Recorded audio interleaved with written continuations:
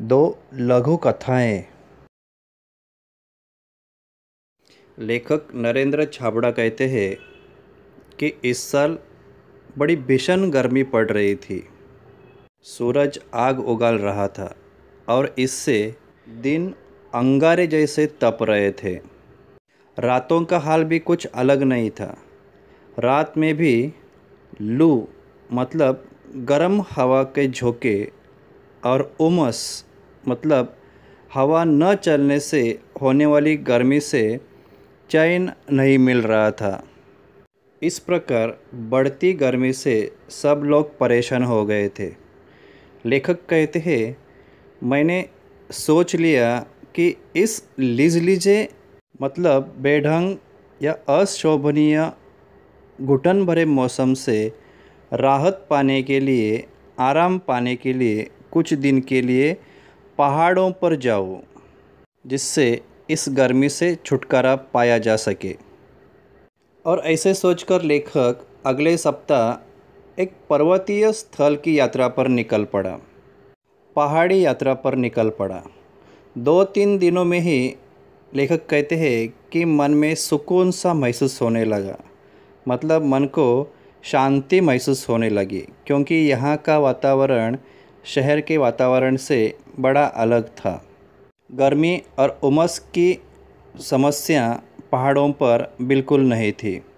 गर्मी से छुटकारा पाने के लिए लेखक जिस पहाड़ों पर पर्वतीय स्थल पर गया था, वहाँ का प्राकृतिक नज़ारा कुछ निराला ही था। पेड़ पौधों से हरे भरे पहाड़ गर्व से सीना ताने वहाँ खड़े थे। अपनी दीर्घता मतलब विशालता सिद्ध करते हुए बड़े बड़े वृक्ष लेखक को यहाँ दिखाई दिए। पहाड़ों की इस नीरवता में, शांतिपूर्ण वातावरण में हल्का सा शोर करते हुए अपनी पहचान, अपना अस्तित्व सिद्ध करने वाले झरने लेखक को यहाँ दिखाई दिए। लेखक नरेंद्र छाबड़ा कहते हैं, यह सब चीज़ें मन बदलाव के लिए काफ़ी थी, पर्याप्त थी, जिससे मन को सुकून पाया जा सके। लेखक कहते हैं, उस दिन वह शाम के वक्त झील के किनारे टहलने के लिए, घूमने के लिए गया था। लेखक जब वहाँ पहुँचा, लेखक को एक भुट्टे वाला मिलने के लिए आया। भुट्टे वाला मतलब मक्का या कॉर्न बेचने वाला। लेखक को उसने पूछा कि साहब, क्या भुट्टा लेंगे? गरम गरम भुट्टा है, भूनकर मसाला लगाकर दे दूँगा। लेखक ने बड़ी सहजता से उसे पूछा कि कितने का एक भुट्टा है? तब भुट्टे वाले ने लेखक से कहा, 5 रुपये का। जब भुट्टे वाले ने भुट्टे की कीमत 5 रुपये बताई, लेखक चौंक गया। वह कहता है, 5 रुपये का एक भुट्टा? हमारे शहर में तो 2 रुपये में एक मिलता है। भुट्टे वाला लेखक को कहता है कि नहीं साहब, 5 से कम में नहीं मिलेगा। फिर लेखक ने कहा कि फिर मुझे नहीं चाहिए, रहने दो। और यह कहकर लेखक आगे बढ़ा, वहाँ से निकल गया।